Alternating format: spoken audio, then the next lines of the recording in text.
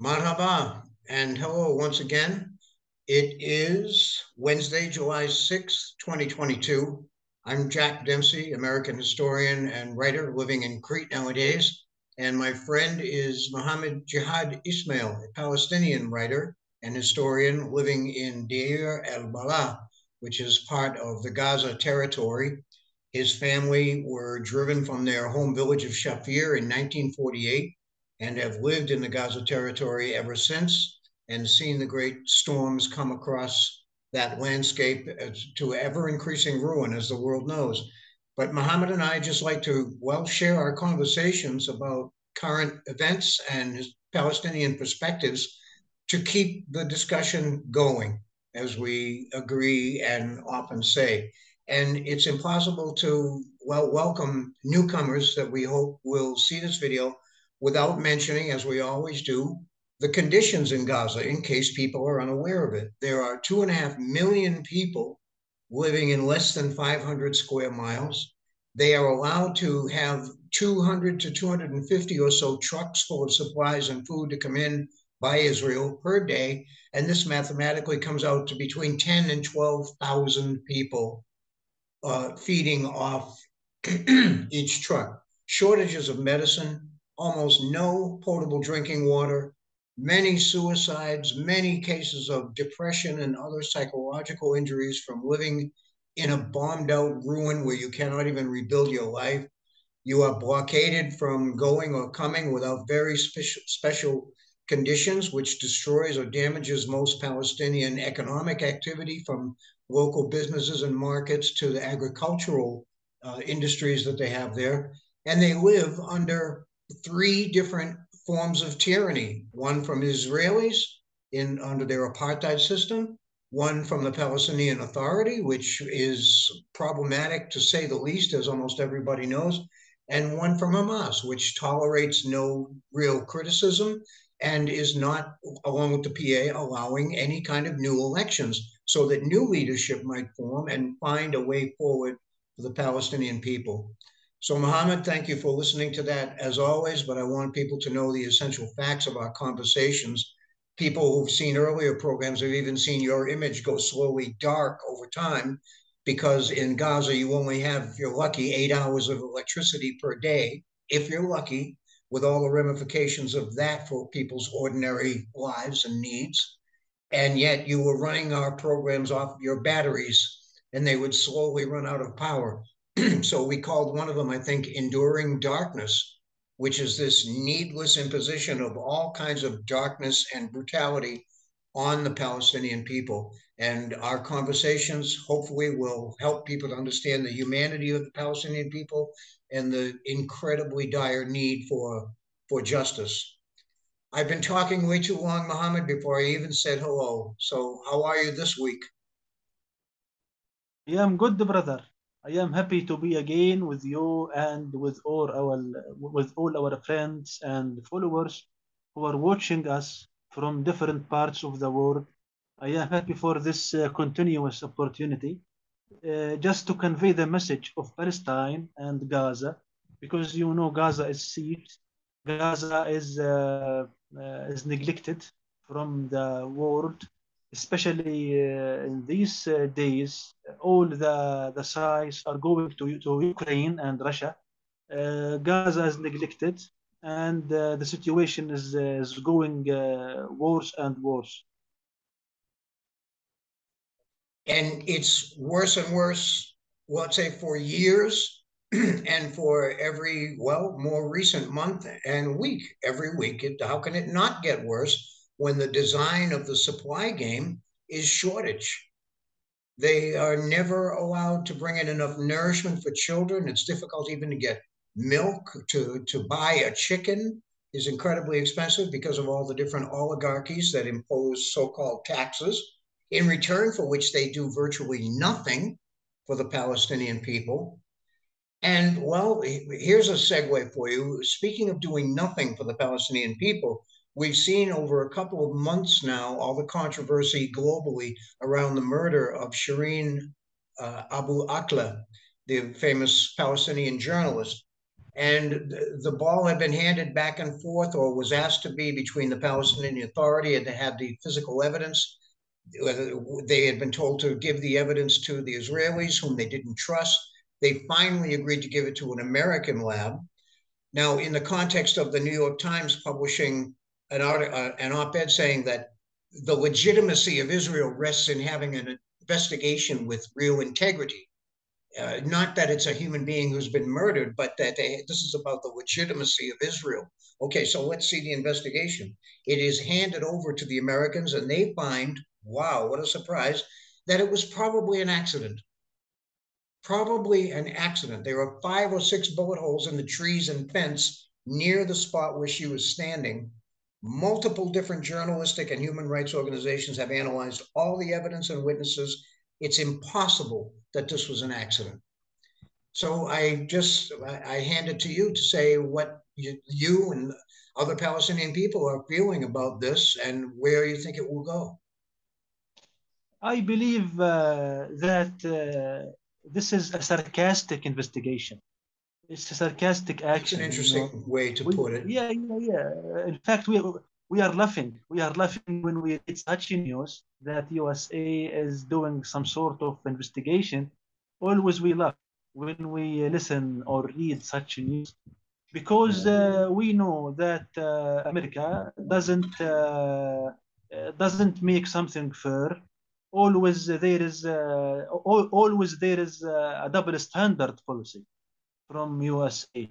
Not only this time, but since the catastrophe of the Palestinian people in 1948, right now, always America doesn't work fair, but always America is following the policy of double standard. So not only me, but even my friends, my neighbors, when we gather in some nights, when we talk, always we laugh for this sort of news because we are sure that this investigation will make no serious result. We know the result from now. It will be big zero, nothing good, nothing positive for the Nothing truth of the true. killing of Shireen. Nothing true. I mean, I like your phrase to say a sarcastic laughter, a sarcastic justice.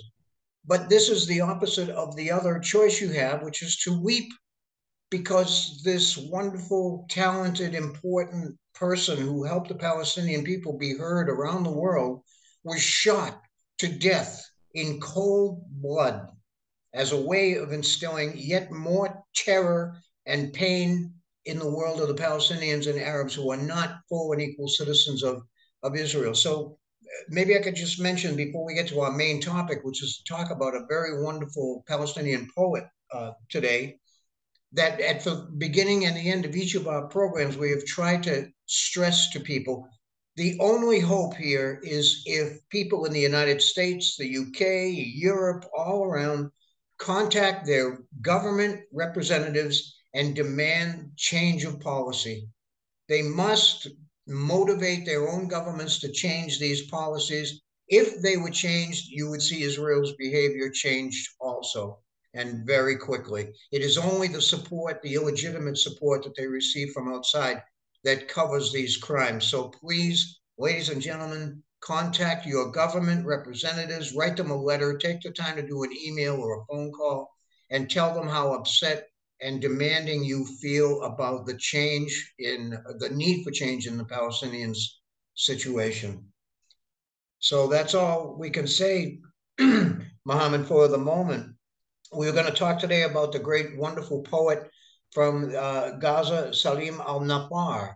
And you and I have done a bit of literary work, publishing some of his translated poems. You did the translation, and I published them at my site at WordPress, and I'll include a link here with this program today so people can actually read his quite amazing language.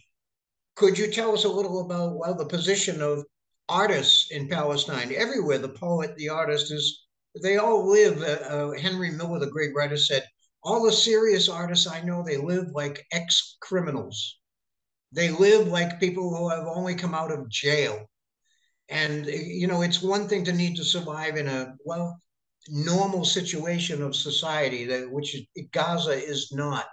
So, can you talk a little about the challenges that Palestinian artists face when they're trying to make their different kinds of work known? Because anything that I've seen from them is brilliant, is on fire, is visionary. It sings like a bird, so graceful and so ancient and so gentle and accurate to touch. So how do the Palestinian artists of today struggle to get their work known in a place like Gaza and in the Palestinian territories? Unfortunately, all the creative people in Gaza, whether they are artists, authors, novelists,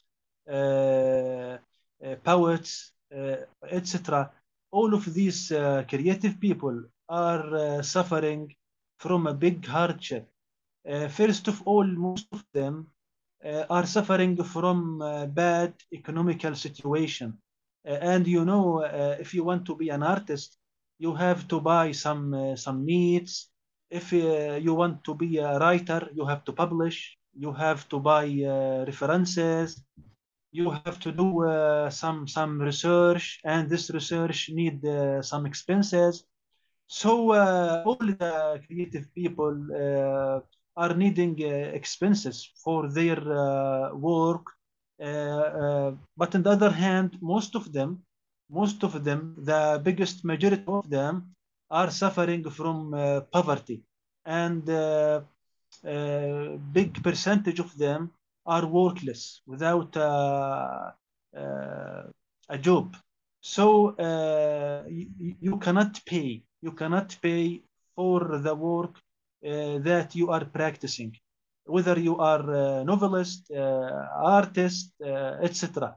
This is number one. Number two, here in Gaza, we haven't a wide margin of freedom. Here you are repressed from the extremist government of Hamas. Here you haven't too much liberties. You cannot express all what you want because here we have too much barriers. Always you are under the control of the censor. Too much things you are not allowed to do. Always you have red lines. You cannot walk too much in your journey, on your creative journey. That's why we are suffering from the lack of liberties here in Gaza. So number one, the economical hardship. Number two, there is a big lack of liberties. That's it. Have those been destroyed by the bombs and missiles and shells of artillery? Have the libraries been mostly destroyed? Of course, we suffer a lot from the Israeli air raids and the Israeli army operations. Because here in Gaza we have too many public libraries were demolished totally. We Yeah. have too much cultural centers were bombed and destroyed. So yes, we are suffering also from the occupation.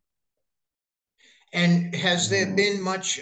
I know the first priority, of course, is to take care of the people, but has there been much effort to rescue the different kinds of books and artistic resources that libraries usually hold? Have they been able to dig out some of the books, perhaps, or statuaries, work of art? Yes, they retrieved some books from the rubble, but the biggest lose is to lose the building. When you lose the building, there there will be no more library in this place. Yeah. So they are targeting the buildings, demolishing all the building, not only demolishing the books themselves. Wow.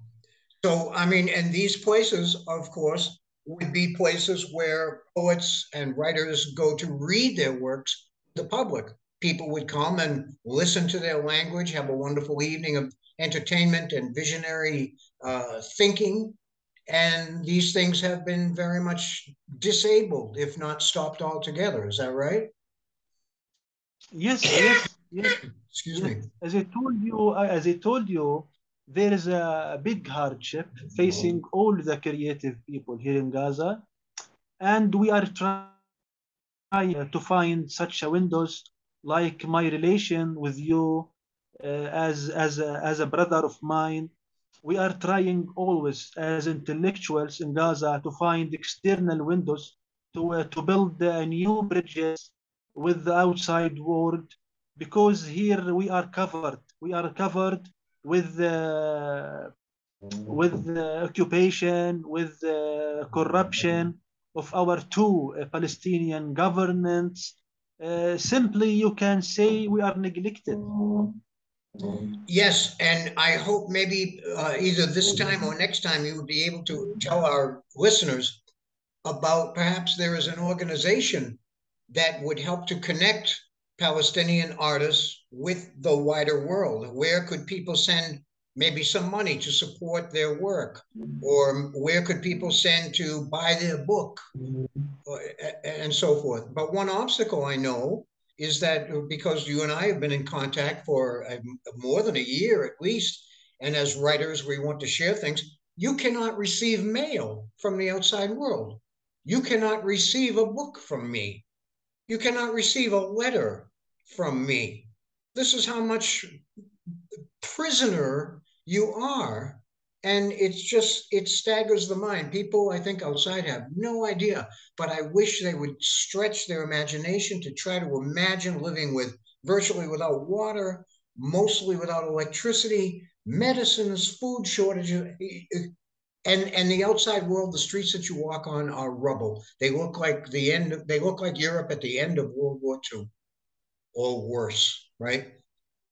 Now, again, I'm sorry to talk so much here today, but I'm watching our clock also, Mohammed, and I would like to ask you if, in terms of the work of Saleem Al Naffar, I have some more questions to ask you. But if I may, I'd like to read a poem of his, very short, that he calls Life. He says, knives might eat what remains of my ribs, machines might smash what remains of stones, but life is coming. For that is its way, creating life even for us. I try to imagine what it would be like to be in the audience when Salim reads these powerful words. But how can, I mean, I'm 1,000 miles away from you, but it lights hope in my heart. It reminds me that the great powers of life are on our side. Would you like to talk about Salim? I know you two have been friends a long time, and you have talked about the ways that Palestinian writers have break the siege. But would you like to talk about some of Salim's achievements? Anything he might have to say through your conversations with him, and so forth? Please take over the show and tell us about Salim and what he does and what people think of him. Yeah. In fact, Salim is a good friend of mine. Salim is a very prominent poet and novelist here in Palestine. He stayed most of his years and most of his decades as a refugee in Syria. After the PA came to Palestine, after Oslo Agreement, he came to Gaza and he started to write here in Gaza in our local newspapers, magazines, and even he started to publish his books here in Gaza and West Bank. Salim is a very, very brilliant poet. I read almost all of his writings. He's a very talented poet, and in fact, some selected poems of him are being taught in the Palestinian curriculum, in the school's curriculum. Mm-hmm. Yeah, he is a very, very prominent poet. Here in Palestine, too much people are following this man, buying his books. and following what's new in his writings and his updates. He's a good poet, and also in the field of novel. In fact, maybe since very few years, he entered this field and he started to write novels. Right now, he wrote three novels. Of course, the majority of his writings are in poetry, but he is a novelist recently. His third novel was published this summer. It is the super novel for him. I think with this novel he reached the climax. He reached the climax, the peak of his innovation. It's very brilliant novel, and now I am preparing some article of mine to write and to publish it about my impressions and Let's my tell opinion in his wonderful novel. let's tell the audience a little about what Saleem has written about in his novels too. I'll bet when he writes, the lines of his stories and so forth are like reading poetry. He writes with the same visionary style, but they may not understand. He, as you said, grew up in a Syrian refugee camp, eventually made his way to Gaza, which is just another scene of nightmarish struggle and survival, but that people really respond to his language because he speaks for a human heart that is beating, that wants to live and be free, but is not a voice of hatred. It is not the voice of a person with suffering that they cannot overcome. He looks the suffering right in the face and finds a way to tell you that we are still going to survive. We are still going to be all right someday.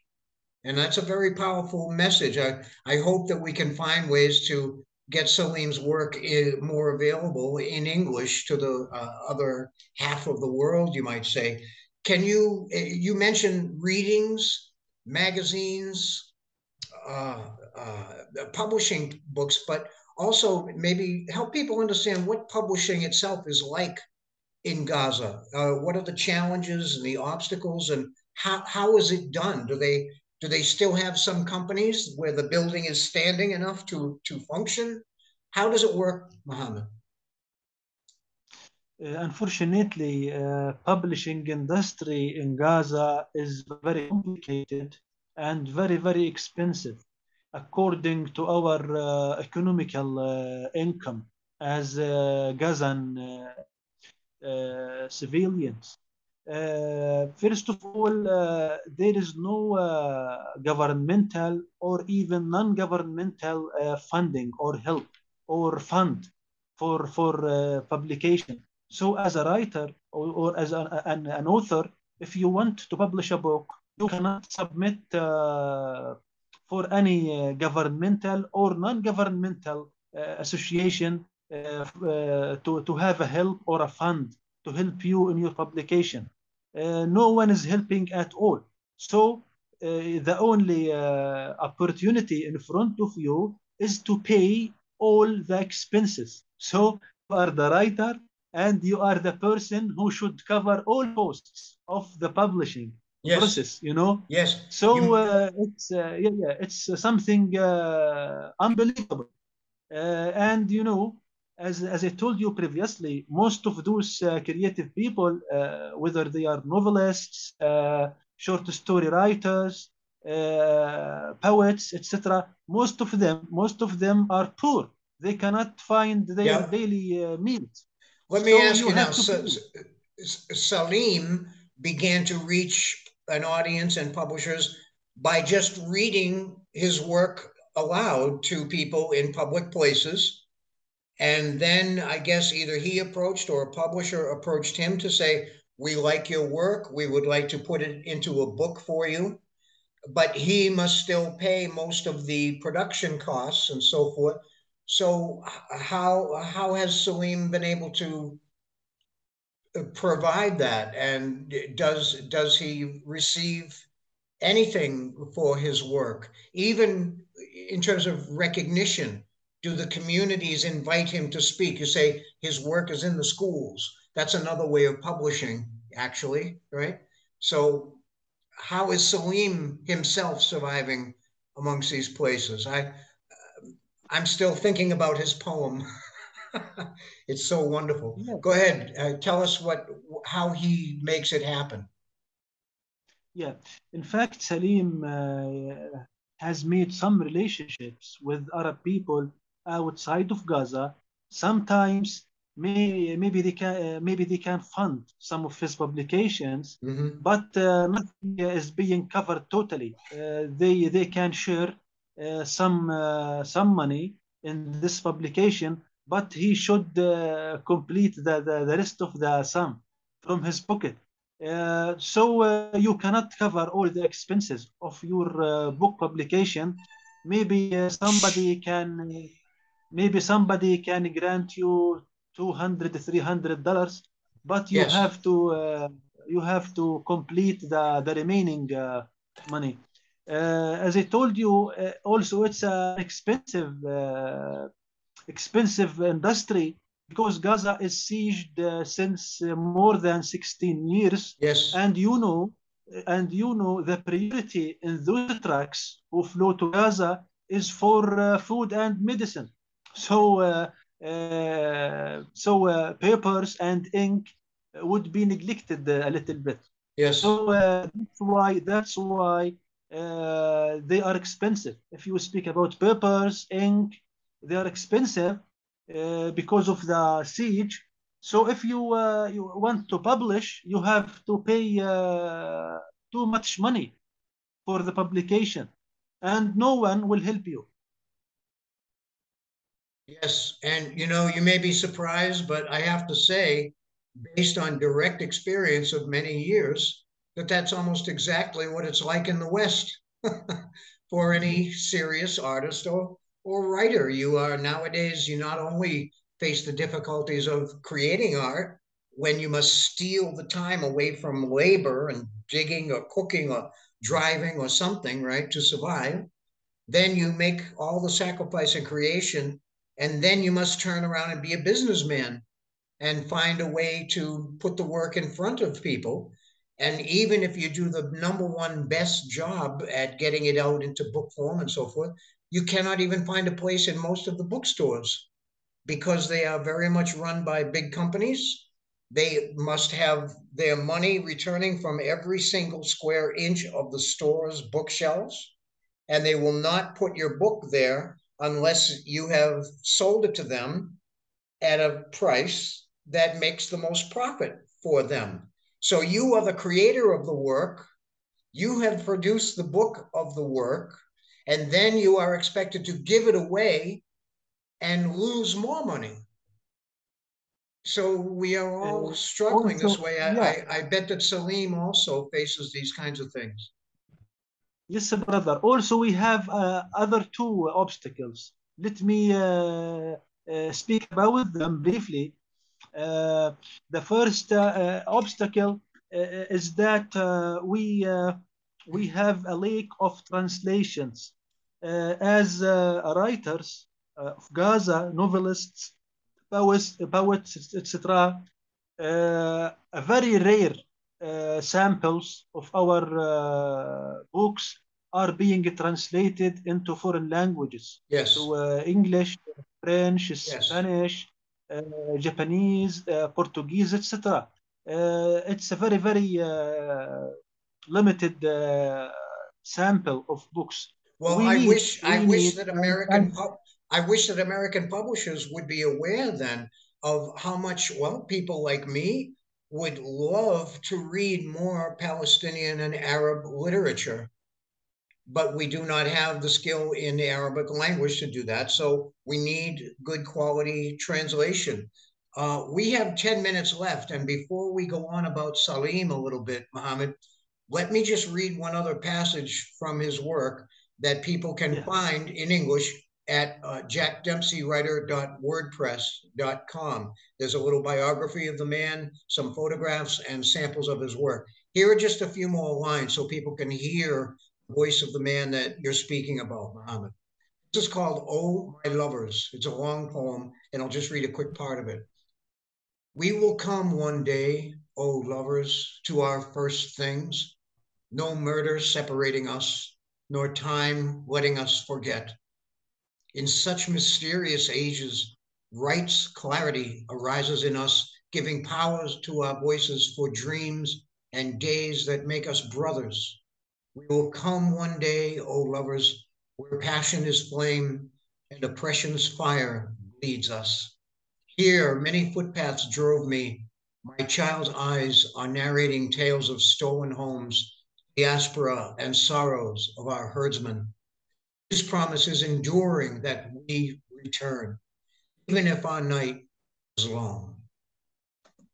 And I'll stop there. He's a very powerful writer. Yes, yes, brother. Yes, let me continue the second obstacle. I Yes. mentioned the first one. The first Yes. one that we have a lack of translations. The second obstacle is that we cannot find a way to participate with our books in the Arab world book fairs. When there is a book fair being held in Cairo, in Baghdad, in Beirut, in Damascus, and any other Arab capital, we face a big difficulty to ship our books to that capital and to have the ability of participating in such book fairs. So it's a big problem. It's okay. You have your audience in Gaza, maximally in Gaza and West Bank, but you cannot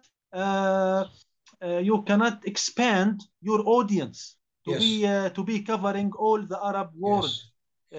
So we are facing another obstacle as a result of the siege. You cannot take your book beyond the border to participate in the Arab book fairs. And this is another way that the blockade of Gaza, as we mentioned, which has damaged or destroyed so many people's businesses and their ability to support themselves, whether they work or own and work with a factory or a farm or some kind of cottage industry that produces food and things like that. Books, too, writers and artists also are harmed by this kind of false and needless illegal containment of a civilization of people. And I wish that we had more time today to tell more about Saleem's situation. Perhaps we can continue that next time and ask him to send us some comments, anything that he would like to talk about, and we will carry it into our next program. Is there anything else that you might like to add today about Saleem, his work, or anything at all? We're trying again to motivate people to contact their government representatives and tell them of your discontent with the incredibly savage treatment of the Palestinian people. That's where hope is for them now, when the backers of these present policies change the terms of their support. It has to happen from everybody. I can close with these sentences. Yep. I can say that Saleem is a very, very great poet and novelist. Saleem grew up as an orphan. His father passed away when he was only 9 years old.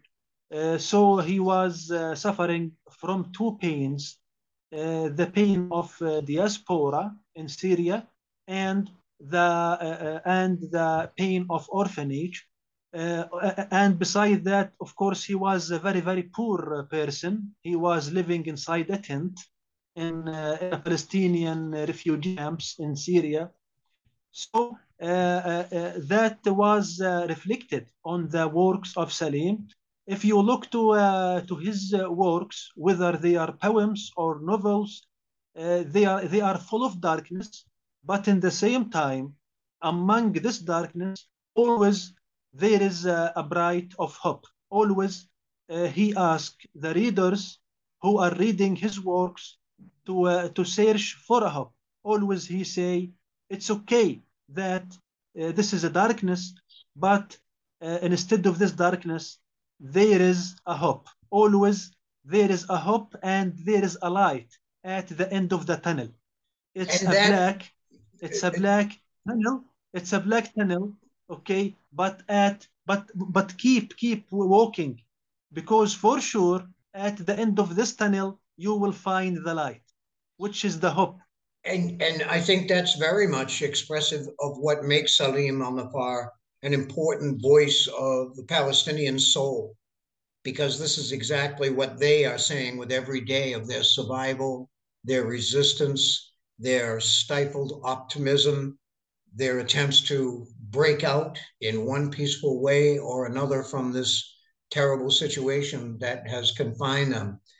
Again, my Sure, friends, sure, brother. contact your representatives and help the Palestinian people to find change in supporting governments that will allow them to live the lives of human beings once again. Muhammad, thank you very much for everything today. I refer people once more to my WordPress site, Jack Dempsey at wordpress.com, if you'd like to read and see Saleem Al Naffar and be introduced to his amazing work. Also, let us go like this, Muhammad, to American and English publishers who will have the wherewithal and to know a good Arabic English translator that could help Saleem's work to reach English audiences where I feel I know that it would be very much read and in demand. Thank you for everything today, Muhammad, and we will see you next time. It was my pleasure to be with you and to be with our friends all over the world. I hope in the coming episodes to make something exciting and something good for our friends. Thank you. Thank you, brother. See you next time. See you.